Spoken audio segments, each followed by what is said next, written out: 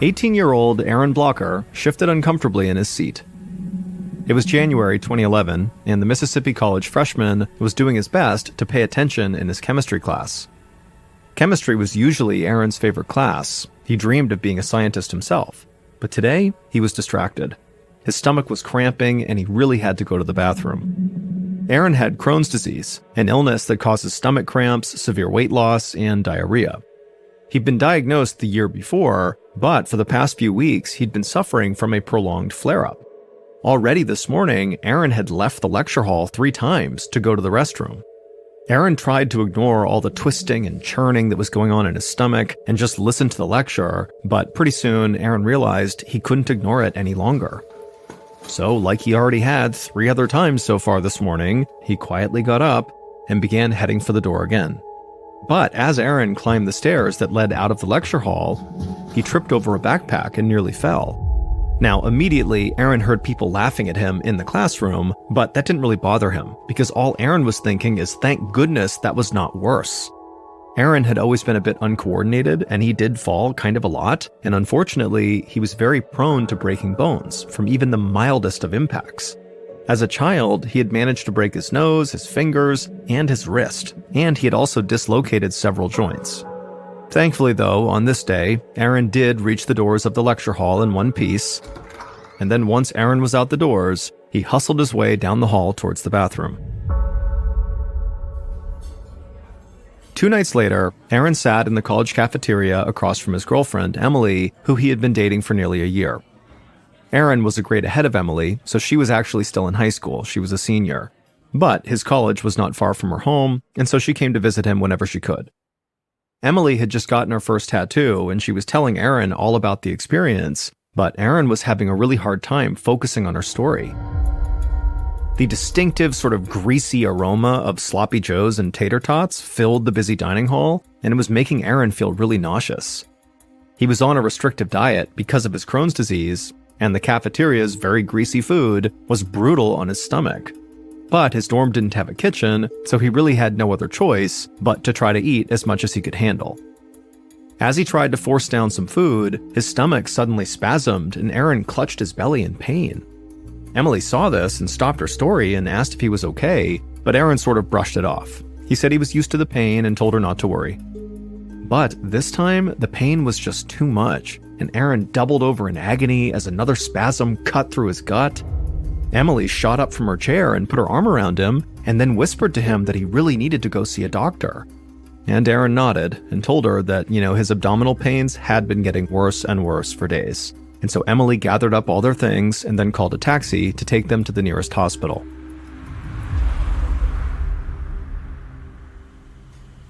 A couple of hours later, Aaron laid in a hospital bed in the emergency room with Emily sitting by his side. The doctor had ordered an immediate CT scan of Aaron's abdomen, and so now they were just waiting for the results. Aaron clutched Emily's hand and let out a deep breath. He was, unfortunately, quite used to hospitals, doctors, needles, and machines.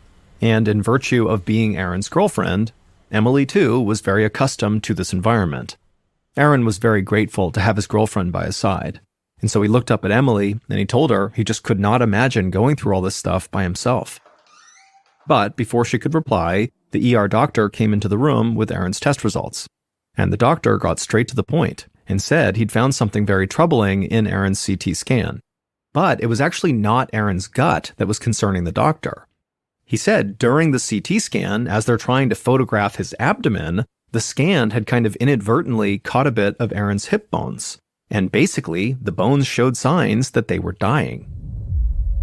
It's a condition called avascular necrosis, which happens when blood supply to a bone is cut off, and so the tissue decays. Aaron closed his eyes and grimaced. He wondered if maybe this condition he'd never even heard of might explain his history of so many broken bones. Aaron quickly filled the doctor in about his medical history, and how doctors had really struggled to figure out why his bones always seemed so brittle. Throughout his childhood and teenage years, Aaron had been tested for various conditions, from common issues like arthritis to a rare genetic condition called Wilson's disease. But each time, the results were either negative or inconclusive. It wasn't until Aaron was diagnosed with Crohn's disease a year ago that Aaron finally got an answer that sort of made sense. His doctor had told him that because his Crohn's disease had been untreated for so long, Aaron had been malnourished, and as a result, his bones were weakened. But that was a year ago, and since then, Aaron had done everything in his power to eat right and build up his strength, and so it just seemed like, he would have been doing better by now. The ER doctor listened closely and took a bunch of notes. Then, after Aaron was done speaking, the doctor asked him if he was taking any new medications. And Aaron nodded and said that yes, for the past 8 weeks, he'd been taking low doses of a steroid called prednisone to help reduce the inflammation caused by Crohn's disease. Aaron could see from the ER doctor's expression that he was puzzled. The doctor said that steroids could cause bone damage like this, but only with prolonged use and high doses. In his opinion, 8 weeks was just not enough time to cause this much damage to Aaron's hips. But just to be safe, the ER doctor recommended that Aaron go see the other doctor who'd prescribed him this steroid to see if maybe they could change his treatment plan. Aaron's mind was swirling. He had convinced himself that if he could just get his Crohn's disease under control, he could live a normal college student life. But now here he was being told he had an even bigger problem with no clear solution. And so Aaron shook his head in disbelief. But at the same time, he tried to stay positive. He hoped that if he stopped taking steroids, his bones would stop breaking down and he would get better. 2 years later, on a muggy summer day, Aaron clutched the sticky vinyl seat of a campus shuttle bus. Every time the bus hit even the smallest of bumps, Aaron would feel pain shooting through his hips. Aaron was now 20 years old and working hard towards his degree in biology and medical sciences. It was fascinating to him to learn how the human body worked. He hoped that someday he'd know enough to understand what was happening to him. Because Aaron was still in constant pain. His weakened hips made it really hard for him to walk around campus, so he took the shuttle bus as often as he could, even though it was quite painful. Right after visiting the emergency room 2 years earlier, Aaron had stopped taking steroids, but that hadn't helped, and his hips had only gotten worse. At this rate, Aaron knew he could be facing a hip replacement surgery before he even turned 30 years old. When the shuttle bus came to a stop, Aaron carefully climbed down the steps and limped into the lobby of the school's medical building for an appointment with his orthopedist. He sighed as he shuffled his way into the very familiar waiting room. Doctors and nurses and hospitals were now as much a part of Aaron's life as college professors. A few minutes later, Aaron hobbled into an exam room and climbed up onto the crisp white paper covering the examination table. When the doctor arrived, he asked Aaron to lie down, but Aaron was in so much pain, the doctor had to actually help him lie down. After poking and prodding Aaron and also guiding Aaron's legs through several movements to check his range of motion, the doctor stepped back and grabbed Aaron's latest scans and began looking them over. And as he did, Aaron could tell he was very likely about to hear some bad news. He had seen that same concerned look on many doctors' faces in the past. Finally, the orthopedist lowered the paperwork and told Aaron that his avascular necrosis in his hip bones had continued to worsen and it was leaving behind a lot of dead bone tissue. And so he wanted Aaron to consider a surgery called core decompression to remove the diseased bone in Aaron's hips. Once the dead bone was gone, new blood vessels could develop and healthy bone could grow back. Ideally, this procedure would reduce Aaron's pain and help him avoid total hip replacement surgery down the road. Aaron was so desperate to feel better that he only had one question. How soon could they schedule this surgery? 8 weeks later, Aaron was at home in his small off-campus apartment, studying in bed. He hadn't been able to move much since his surgery, and he was irritable at how slow his recovery had been. He was having trouble focusing on the biology textbook he was reading, so he put it down and reached for the TV remote. But when he clicked the power button, the TV wouldn't turn on. Aaron wondered if maybe the remote's batteries were dead, so he carefully swung his legs over the side of the bed, grabbed onto his headboard, and pulled himself upright. Then Aaron grabbed the aluminum walker right next to his bed that he needed just to get around, and he inched his way across the room to his desk. He pulled 2 AA batteries out of the desk, but then he dropped one of the batteries as well as the back of the TV remote onto the floor. And Aaron suddenly thought to himself, what is he going to do? Getting down on the floor on his hands and knees was just totally out of the question. It would not only be very painful, but he also might not be able to stand up again. And so Aaron just suddenly felt overwhelmed by how much pain he was in, how inconvenient his life now was, and also just the fact that 2 months after surgery, it just did not feel like he was getting any better. But just then, Aaron heard the key in the front door, and a moment later, his girlfriend Emily called out his name. Aaron was so relieved that she was there. He yelled that he was in his bedroom and he could really use some help. Emily came into the room, and she could see that Aaron was very distraught. She helped him back into his bed and then reached under the dresser to retrieve the battery and the back of the remote. Emily suggested that Aaron just close his eyes for a half hour and she'd make him some lunch. Aaron smiled and felt so thankful to have Emily in his life, and then he did close his eyes. But Aaron was too anxious about his situation to fall asleep. It felt like his life's goals were slipping away from him. Aaron had had to take time off of school after the surgery, and he didn't want to delay getting his degree any longer. And so he really just had to find a way to get better soon, or else the future that he longed for with Emily just wouldn't be able to exist.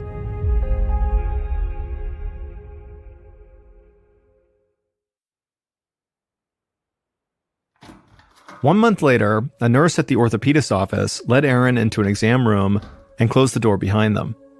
Aaron attempted to climb the tiny step stool in front of the examination table like he had done so many times in the past, but this time the pain in his hips was so extreme he just couldn't do it, so he opted for a chair instead. A minute later, Aaron heard a soft knock on the door and his orthopedist came in. The doctor pulled up a stool in front of the room's computer monitor so they could look at the results of Aaron's latest CT scans. Once the doctor had pulled up the images, he pointed to the balls in both of Aaron's hip sockets, and then he pulled up another image of a healthy hip joint to compare. The doctor said that on the healthy hip, the ball and socket looked like a smooth, round sphere surrounded by space. But on Aaron's hips, the balls looked broken down and fractured. The joints were surrounded by white shadows that represented scar tissue that had grown and grown over the years. This was obviously not what the doctor or Aaron had hoped for. The bones in his hips were grinding together and continuing to break down, which meant the core decompression surgery was a failure. Aaron asked the doctor why his bones kept decaying no matter what doctors recommended, and the doctor admitted he simply didn't know. The doctor said the next step would be a double hip replacement surgery. But he assured Aaron that although it was unusual to replace hips in someone so young as Aaron, it was a common surgery with great results. And so he told Aaron that after his surgery, he would very likely be able to walk easily again and his pain would be gone. But despite that, this was still a very difficult decision for Aaron. If he went through with the hip replacement surgery, he would need up to a year of recovery and rehab, which would mean putting his schoolwork on hold again when he was so looking forward to graduation and doing scientific or biomedical research in the real world. And so this was going to be a really challenging decision. But then Aaron stood up to go get his jacket, and his hips hurt so much just walking the 3 feet to the coat hanger, Aaron realized he really had no choice here. The pain was so bad and it was only getting worse, and so he basically had to do the hip replacement surgery. 4 years later, in 2016, the clock radio on Aaron's nightstand belted out a pop song, jolting him awake. Aaron rolled over and hit the snooze button, and as he did, he smiled. Before his hip replacement 4 years ago, rolling over would have been so painful, but now he was moving just fine. It had taken a long time to become this healthy again. Following the hip replacement surgery, Aaron had to stop going in person to school and take online classes in order to finish his degree on time. He spent his time mostly indoors and bedridden, but slowly he had regained his mobility and had gotten his life back on track. Aaron had graduated from college and was now pursuing a master's degree in biomedical research at Mississippi College. At the age of 24, 4 years after the surgeries, Aaron was finally focusing on his future rather than his pain. Through it all, Emily had stayed by his side, like always. And at the end of 2012, Aaron asked her to marry him, and to his delight, she had said yes. They were married on August 1st, 2013, the best day of Aaron's life. Aaron could hear Emily in the kitchen cooking up some breakfast. A moment later, she called to him and asked if he wanted some eggs. Aaron yelled back that he'd be right there as he put his slippers on. Just then, Aaron's alarm clock went off again, and without thinking, Aaron twisted around to stop it. And as he did, he suddenly felt an excruciating pain in his left hip. The worst pain he had ever felt in his entire life. Aaron instantly writhed in pain and fell back on the bed and shouted for Emily. She rushed into the bedroom and tried to help Aaron stand, but he couldn't move his left leg at all because the pain was now totally unbearable. And so through gritted teeth, he asked Emily to hand him his phone, and when she did, Aaron called a friend, and a few minutes later, that friend arrived, and together with Emily, they helped lift Aaron up and carried him out to the car so they could drive him to the hospital. An hour later, Aaron lay on a gurney staring up at the hospital ceiling lights flashing past him as the ER staff whisked him down a hospital corridor to the CT scan room. Aaron had hoped that these emergency visits were behind him, but here he was again amidst the smell of disinfectant, the high-pitched sounds of equipment, and very sick people just like him. In the scan room, technicians helped move Aaron's aching body to the motorized table, making Aaron groan every time they touched him. As the table began to move, Aaron could hear buzzing and whirring noises as the machinery took images of his hips and midsection. Even lying there was painful, because Aaron had to clench his muscles to keep his legs perfectly still. Once the scan was over, Aaron clenched his teeth in pain as the technicians shifted him back onto the gurney and then wheeled him back to a waiting room. And after an agonizing hour of waiting, a doctor finally came in the room to go over the results. As the ER doctor pulled up Aaron's files on the room's computer, Aaron filled him in on his history with Crohn's disease, a vascular necrosis, and hip replacements. Aaron was so accustomed to recounting his medical history that it now came out like a well-rehearsed presentation. The doctor turned the computer monitor towards Aaron and told him that based on the scan, his hip implant had popped out of the socket and shifted into the wrong place. So the dislocated hip would have to be adjusted manually, a procedure the doctor warned would hurt, but only for a moment. The doctor asked Aaron if he was ready for the adjustment, and Aaron just sort of nodded and said okay. Then a second doctor came in to help with the procedure. Together, these doctors all around the bed forcefully pushed Aaron's hip back into place. And true to their word, it was a split second of agonizing pain. But it quickly dissipated, and Aaron felt much better. He asked the doctor what was next, and he got a familiar answer. Go back to your orthopedic surgeon for a follow-up. Several days later, Aaron sat inside the usual exam room at his orthopedist's office. The doctor examined Aaron's CT scans in silence for a minute, and then finally he spoke, and Aaron felt his heart sink. The doctor said that even though they had successfully popped the hip back into place, that didn't solve the underlying problem. Aaron's left hip implant had become loose because the bone around it was still decaying, and it was now only a matter of time until the same thing happened with his other leg. As a result, his hip implants were now too small to properly fit inside of their sockets. Aaron was shocked. How could this have happened? He'd followed all his doctor's instructions for years throughout his multiple recoveries and rehabs. He was very careful with his hips, and he stayed away from really strenuous activities. And yet, he'd still dislocated his hip just from getting out of bed. It felt like all the progress he'd made was kind of for nothing. Aaron wondered what he could even do at this point to ease his pain. The orthopedic surgeon told Aaron that he couldn't really explain why Aaron's hips were in such bad shape, but he could tell him what should be done to respond. The only remedy he could suggest for now was to remove the damaged old implants and replace them again with larger ones. Aaron left the doctor's office in silence and headed for the parking lot. Then, alone, inside of his car, Aaron burst into tears. He just didn't know how much longer he could keep going like this. By the time Aaron got home, his despair had morphed into anger. He had already endured 11 serious surgeries and more broken bones than he could count, and he was only 24 years old. He'd seen a parade of doctors, and none of them had come remotely close to figuring out what was actually wrong with him. Even if he got another hip replacement, Aaron knew it was only a matter of time until he would have to do it again and again and again if his bones continued to decay.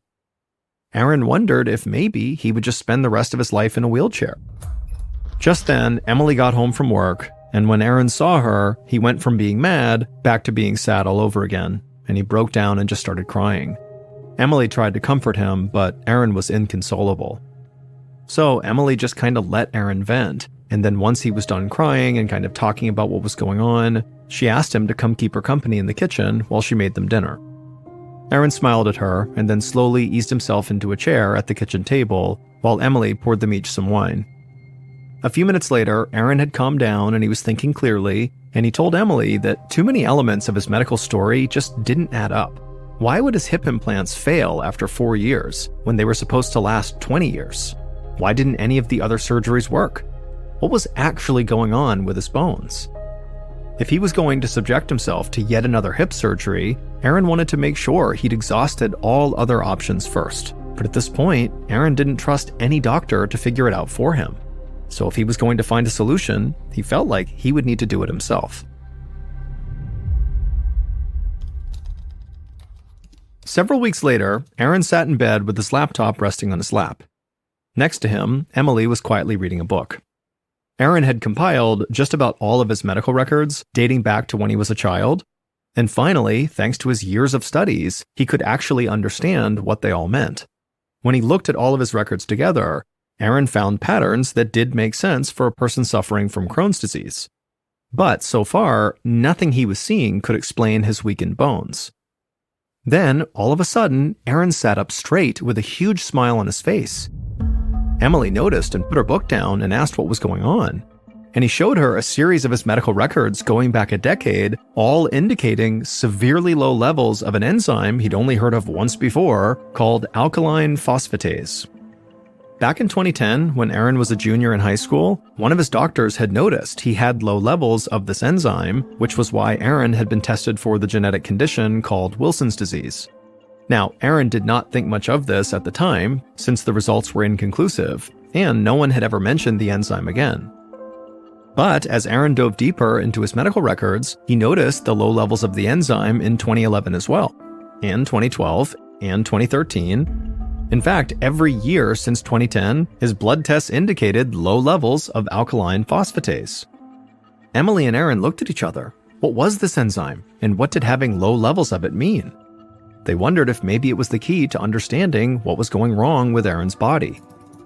Emily looked on hopefully as Aaron typed in, "What is alkaline phosphatase?" into an online search engine.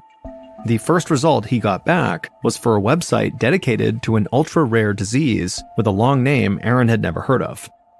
Aaron clicked on it, and then immediately after reading just a couple of sentences, he looked at Emily with a big smile on his face. All of his symptoms matched up with what he was reading. Aaron had no doubt he had just found what he was looking for. A week later, Aaron sat across from his doctor, studying his face as the physician read over the printed out pages Aaron had brought for him. The doctor was unfamiliar with this very rare disease that Aaron had found online, but he agreed that it did make a lot of sense, and it could be directly caused by the low levels of alkaline phosphatase in his blood. Aaron suspected he had a condition called hypophosphatasia. It's an ultra-rare metabolic bone disease that affects the body's ability to make alkaline phosphatase, which helps bones stay healthy by absorbing essential minerals like calcium, phosphate, and magnesium. When there's a deficiency in alkaline phosphatase, the minerals don't get absorbed by the bone. Instead, these minerals collect on tendons, kidneys, and other organs and cause serious damage. In Aaron's case, they had collected on his hip bones. Aaron's doctor ordered immediate bone scans to test for hypophosphatasia, and a few days later, the bone scans confirmed Aaron's theory was right. Miraculously, Aaron solved his own lifelong health crisis. In 2018, 1 year after his successful diagnosis, Aaron started on enzyme replacement therapy, which is the only treatment known for hypophosphatasia. Aaron also had 9 more surgeries to undo damage that had already been done to his body. But since starting the enzyme replacement treatments, Aaron's bones have stopped decaying, and calcium deposits in other parts of his body have disappeared completely. As for his Crohn's disease, which actually had nothing to do with his bone condition, that is in remission. But to this day, Aaron still does deal with small levels of pain every single day. Aaron successfully finished his master's degree and started a family with his wife. Currently, he works as a data and analytics consultant for a hospital system, and is a prominent patient advocate for hypophosphatasia.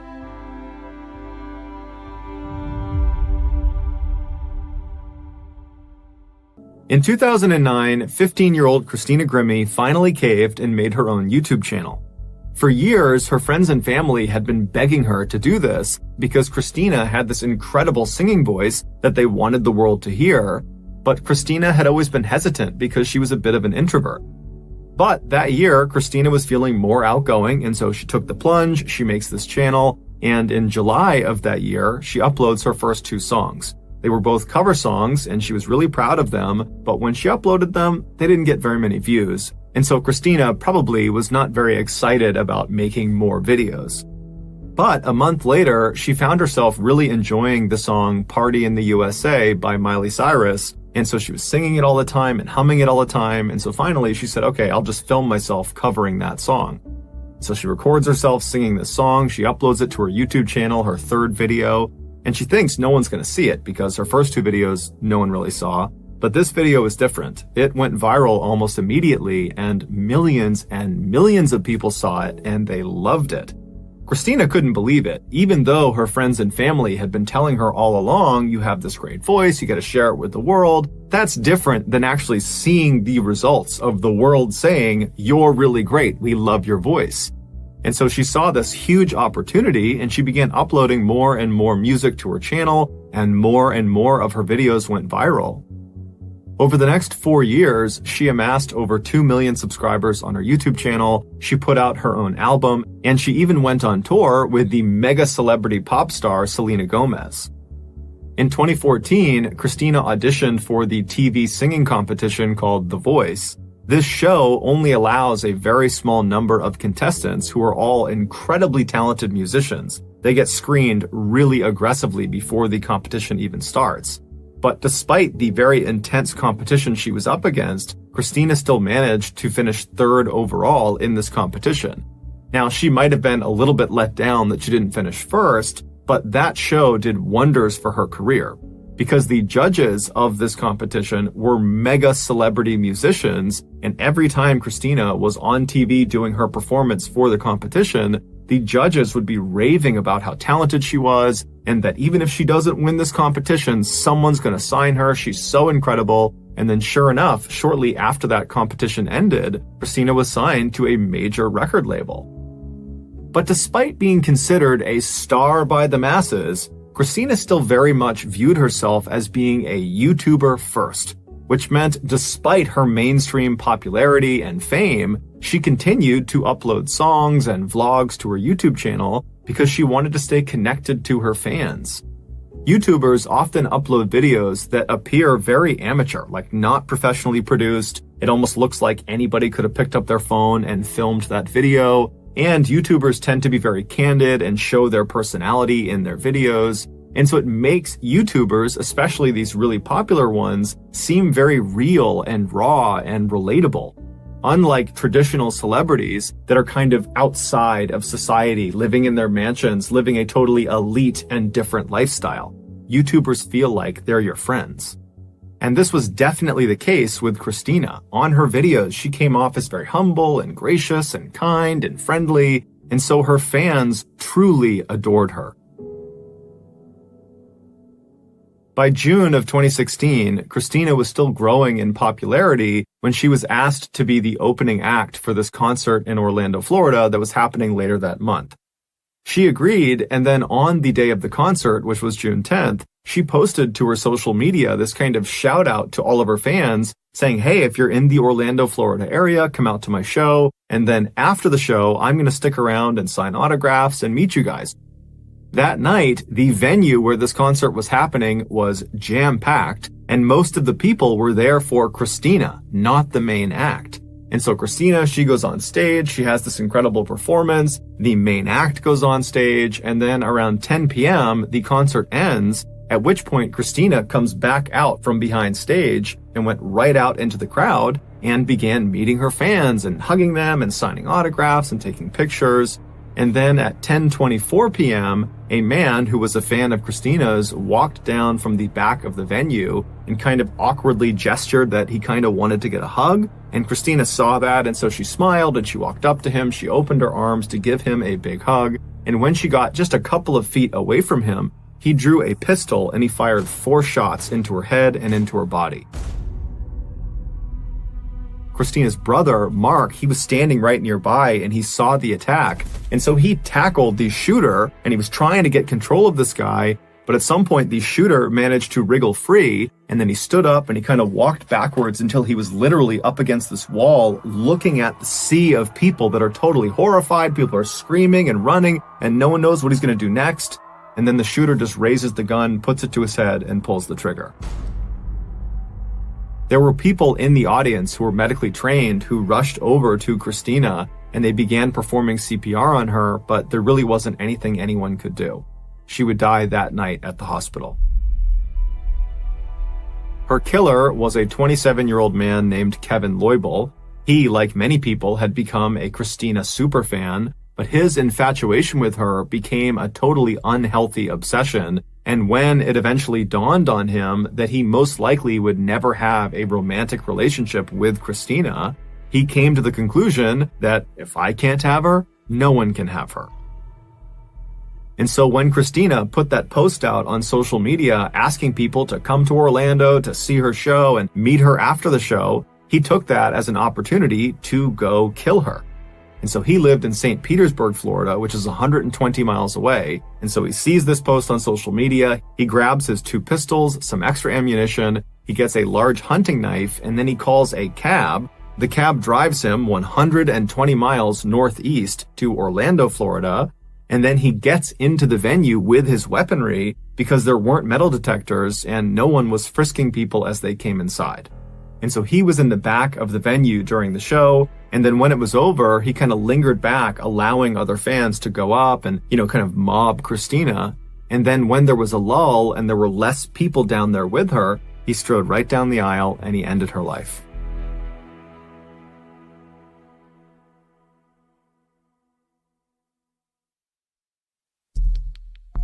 Our next story is called Facebook Post.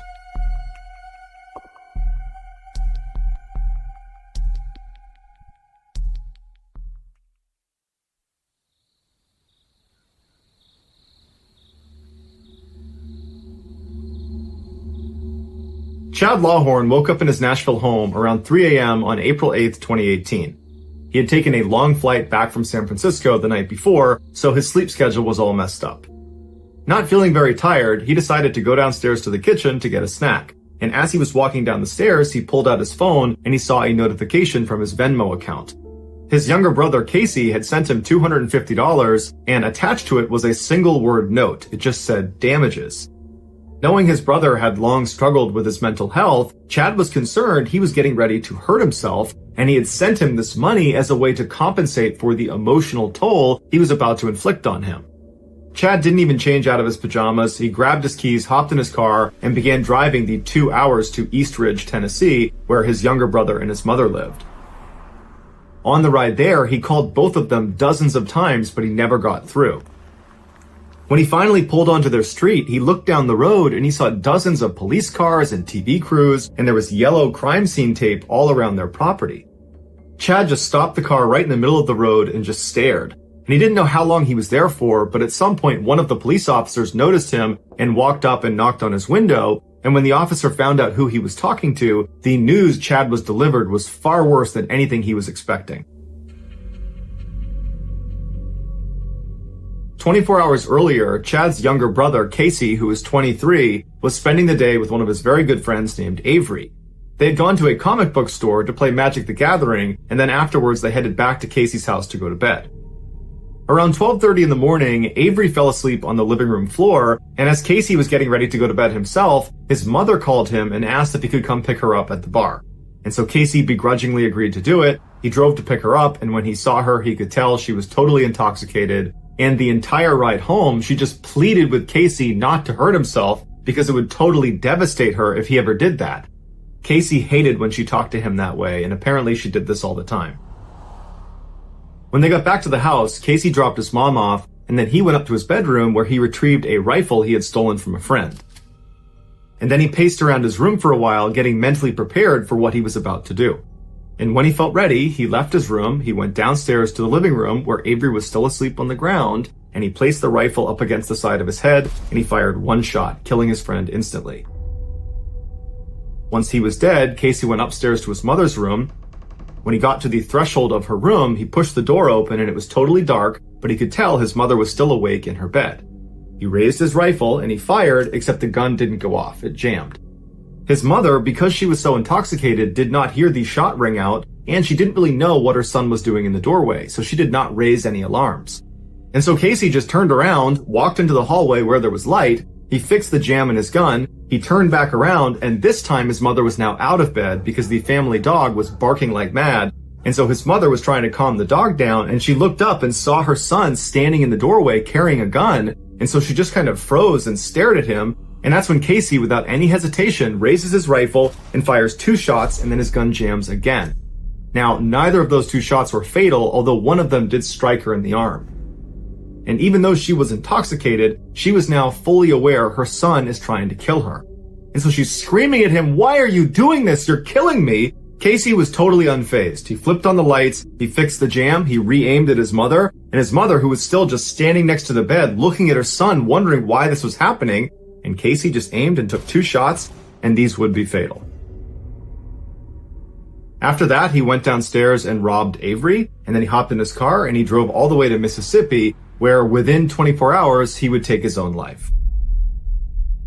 We know all of these details because shortly after he committed these crimes, Casey posted a lengthy confession to Facebook detailing exactly what happened and what he did. In his post, Casey says he feels extremely bad for his older brother Chad because he knows this is going to be extremely hard for him, and he encourages people to help his brother during this insanely difficult time. While he doesn't provide a specific motive for why he committed these crimes, he does say at the end of his confession that he's been thinking about murder a lot lately and wanted to know how it felt. But after doing it, he says he barely felt anything at all.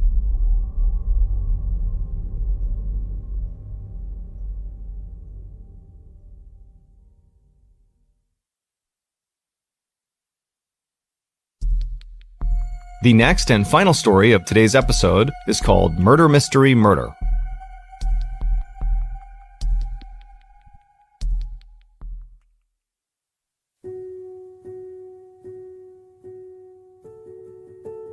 A little after noon on Valentine's Day 1998, a married couple named Steve and Kim Rico held hands as they walked towards their car.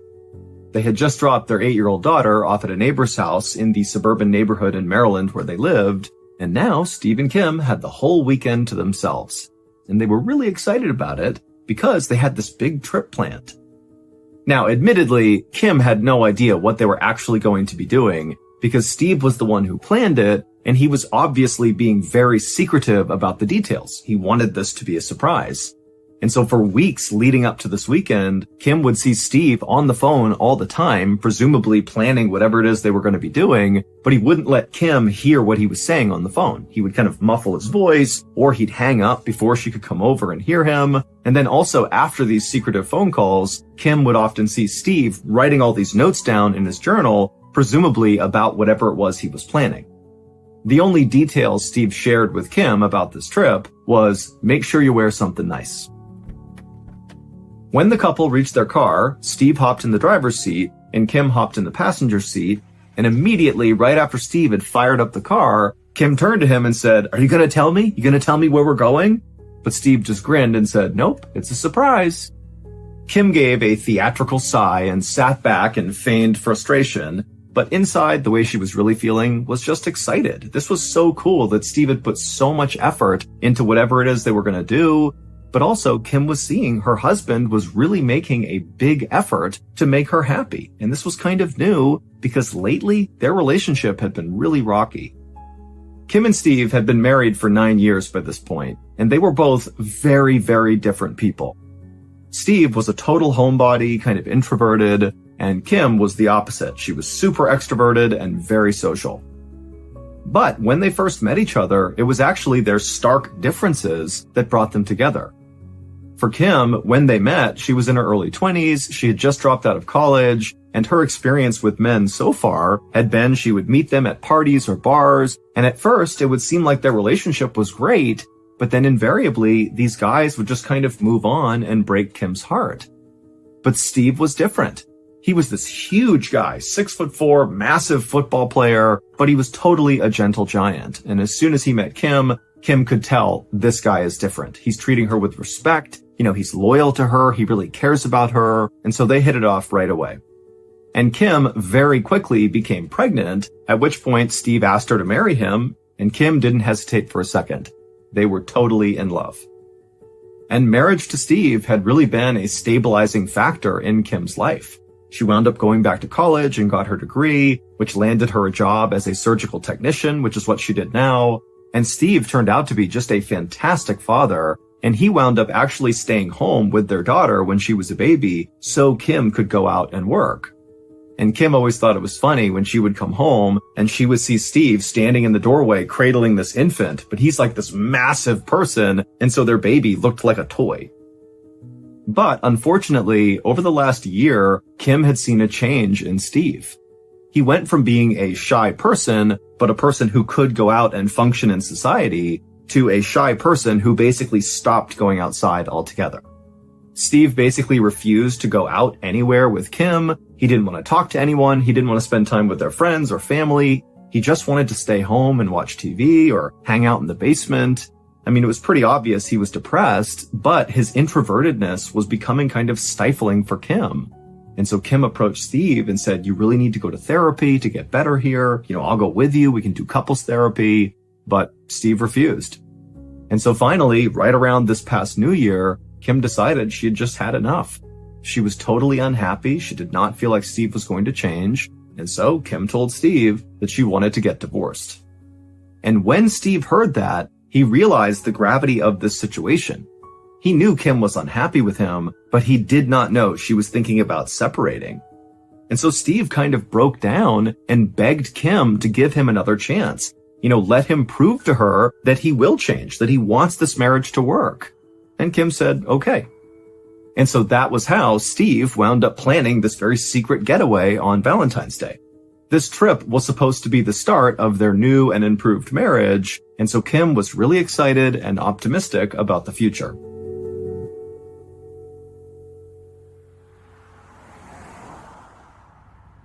After driving for about an hour and a half, Steve pulled off the highway and began following signs towards the Eastern Shore, which is a waterfront area of Maryland that's very beautiful, that was located about 70 miles away from Steve and Kim's home.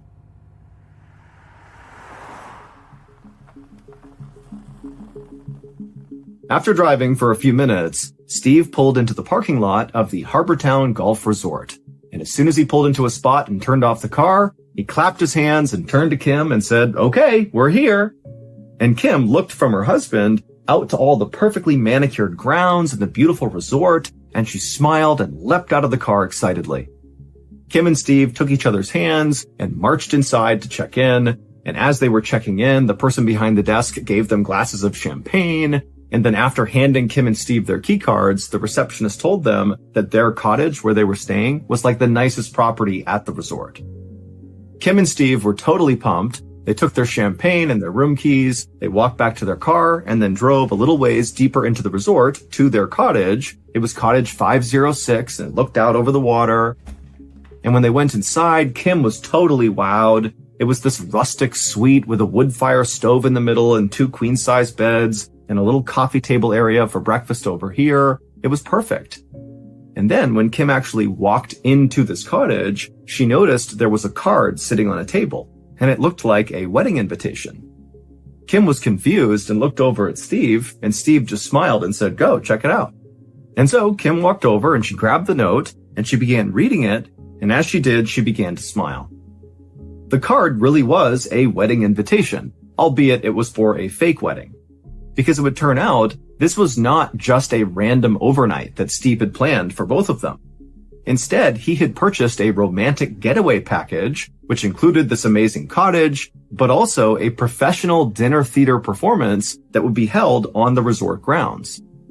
Kim read the description of the dinner theater show on this invitation. It was a murder mystery called The Bride Who Cried, where the actors in the show would put on a whole fake wedding, and then at the end of the wedding, somebody would get killed, and the audience would need to figure out who did it. For an extrovert like Kim, an activity like this was perfect. And so Kim felt totally touched that clearly Steve had heard her, and the first thing he did to kind of win her back was to begin to do the things that Kim really wanted to do, which was really going out and having fun. And so after Kim finished reading the card, she turned and looked over at Steve, and Steve was kind of nervous because he wasn't sure if Kim was going to like it. And Kim, she broke into this huge smile. She walked over to Steve and gave him a big hug. And Steve, he was so happy, and he hugged her real tight right back. Kim and Steve would spend the next couple of hours sitting by their fire inside of their nice cottage, drinking their champagne and talking about the future and just telling stories and having a good time. And then around 7 p.m., Steve and Kim put on their nicest clothes and walked their way over to the area on the resort where this dinner theater was going to happen. It was in an event hall with a bunch of round tables set up for the audience. And so once Steve and Kim and the other audience members all took their seats, the actors and actresses came into the room, and they were all dressed in their wedding clothes. There was a bride and a groom and a wedding party, and the audience was instructed to participate in the wedding as if they were wedding guests. And so the audience all stood up, and they began kind of having this fake social hour of meeting all the wedding guests. And then Steve, Kim, and the audience members all took their seats, and they got ready to watch the drama unfold. And Kim, pretty much immediately, was totally absorbed in this performance. She was so enthusiastic, talking to the actors and talking to the other guests, and really pretending like she was part of the wedding. I mean, she was having a blast. The play itself was about a groom who was in the mafia, who was forcing his bride to marry him by threatening her family. The climax came when the groom stood up and gave a toast with his champagne. He took a sip and then fell down dead. Kim watched all of this with delight, but she kept looking over at Steve, hoping he too would be smiling and having a good time. But each time she looked at him, he was just kind of stone-faced and looking straight ahead, like he just didn't care or he was totally disinterested. And then a couple of times when Kim leaned over and said, "Hey, honey, who do you think did it? Who do you think the killer is?" Steve basically just completely ignored her. It was like she wasn't there and the play wasn't there. He was just totally zoned out. Eventually, Kim and a few other very enthusiastic audience members figured out the killer in the play was the bride's mother, who poisoned the groom. And then after this discovery was made, the play was over. As everyone got up from their seats and began to leave, Kim couldn't help but feel really annoyed with Steve because he was just so silent and not invested in this play. And it's like, we came all the way here. Why aren't you at least pretending to enjoy this? But Kim also thought, Steve put a ton of effort into this weekend. He's clearly trying. I'm not going to start a fight. I'm not going to bring it up. And so finally, Kim just said to Steve, "Hey, why don't we go to the bar and get a couple of drinks, bring them back to our cottage, and just hang out there for the night?" And when Steve heard this, he actually smiled and said, "Okay, great, let's do it." And by the time the couple got back to the front door of cottage 506, they were holding hands again and laughing and telling stories. And they went inside, and Steve put the beers down on the table, and then Kim said she was going to go in the bedroom and just quickly change into something more comfortable. And so Kim walked into the bedroom and shut the door, and Steve walked to the front door and turned the lock.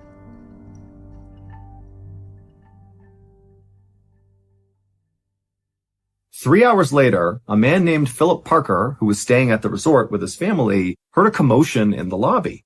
And he heard people saying there might be a fire at cottage 506, and there could be somebody still inside. Philip immediately turned to his cousin who was with him, and the two of them bolted outside and just started running towards cottage 506. And as soon as they got to a place where they could see the cottage from a distance, they could see black, oily smoke pouring out of the windows. When they got up to the burning cottage, Philip ran to the front door, but it was locked. He couldn't get inside. He screamed to see if anybody was in there, but there was no answer. And so Philip and the cousin ran around to the back of the cottage where there was a glass sliding door. And Philip, he tried the handle, but it was locked.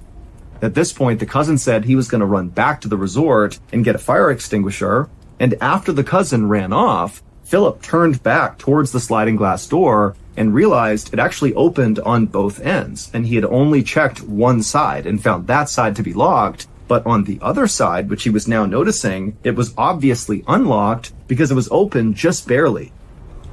And so Philip immediately opened it up and all the smoke began coming out. And so Philip dropped down to get a better look because down low, the smoke had not fully settled. There was a bit of an air pocket right at the bottom of the floor. And so Philip got down and he looked inside, and for a second he couldn't quite see anything. But then he noticed in the middle of the bedroom, right inside this cottage, he could clearly see somebody's feet.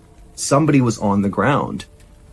And so Philip screamed that he was coming in, and then he opened the door the rest of the way, and he began low crawling into the bedroom. And as he did, he was hacking and coughing from all the smoke. And so finally, Philip reached this person, and he grabbed their foot, and he shook them to try to wake them up. But they weren't moving. But the fire was getting bigger and stronger. The smoke was getting thicker. Philip was really starting to panic and was worried that he too would get trapped in here. And so he just grabbed this person's leg and began pulling them. And it was really hard, but he finally got this person back to the door. He couldn't quite get them over that lip of where the sliding door was. But right then, Philip's cousin showed up, and the two of them were able to grab this person and get them out of the cottage. And this was the moment when Philip finally got a look at the person he was just dragging out. And it was immediately clear to him that this person was deceased. Their face was basically gone. It was completely burned away.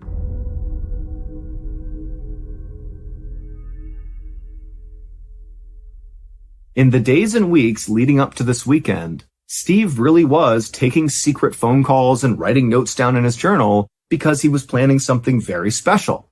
But he was not the only one with plans for this weekend. Here's what police say happened after Kim and Steve got back to their cottage following the show, and Kim went into the bedroom to change, and Steve went to the front door and locked it.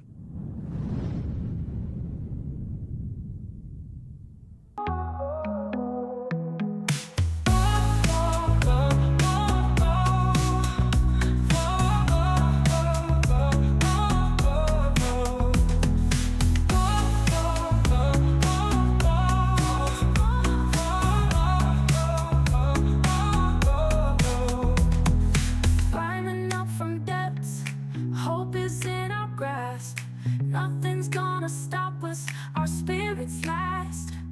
Scars have made us wiser, strength in every scar. United we will rise, shining stars. Bright tomorrows come our way, sunshine after rain. We'll dance it light of day. No more pain, no more pain.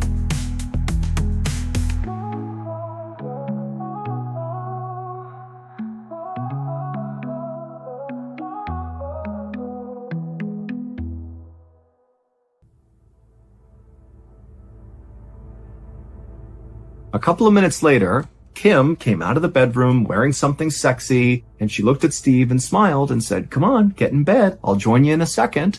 And so Steve's like, "Great, my plan is working. We're going to reconnect here." He climbed in bed and he laid down. And Kim, she walked over and got something out of her bag. And then she walked back over to the bed and she pulled out a syringe and she stabbed it into Steve before he could do anything. And she injected him with something called succinylcholine.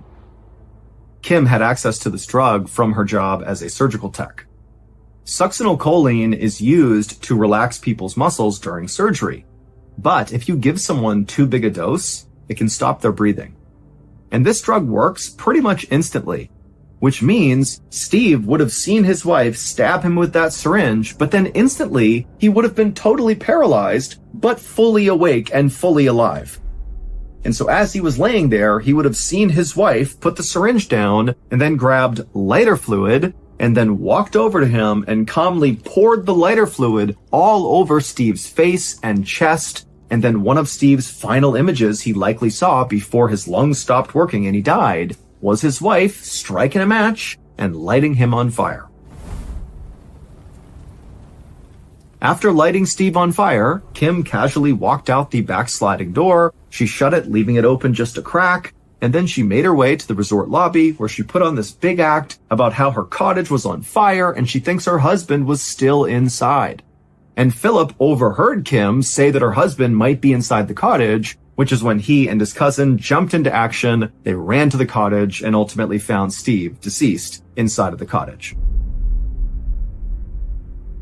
Ultimately, Kim never intended to give Steve a second chance in their marriage. She was already having an affair with a much younger man who was in the Marines, and she was just done with Steve.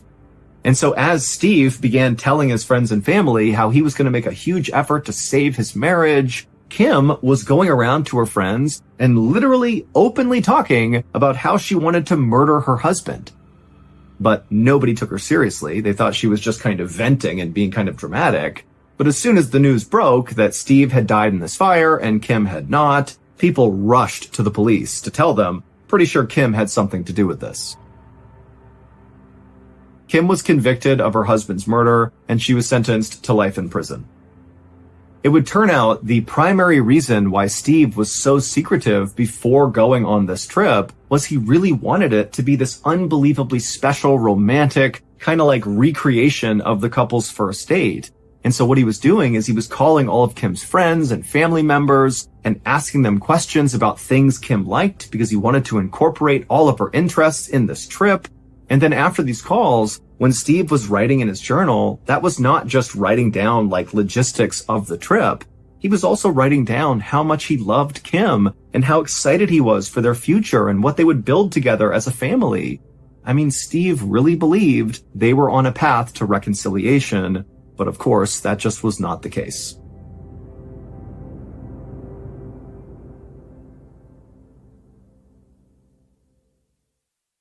A quick note about our stories. They are all based on true events.